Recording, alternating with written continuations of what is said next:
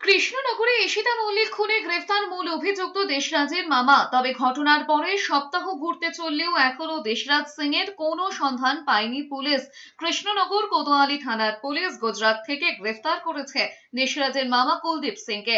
গত 25শে অগস্ট কৃষ্ণনগরের বাড়িতে ঢুকে গুলি করে খুন করা হয় ঈশিতা মল্লিককে। সেই ঘটনায় অভিযুক্ত তাঁরই পূর্ব পরিচিত দেশরাজ সিং। সেদিন থেকেই দেশরাজের খোঁজে তল্লাশি শুরু করে পুলিশ।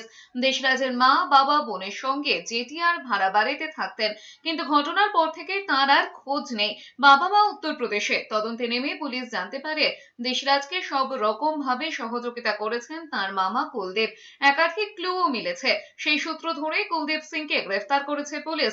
পুলিশের প্রাথমিক অনুমান কুলদীপকে জিজ্ঞাসাবাদ করে দেশরাজের খোঁজ মিলতে পারে, তাই গুজরাট থেকে ট্রানজিট রিমান্ডে কৃষ্ণনগরে আনা হচ্ছে তাঁকে।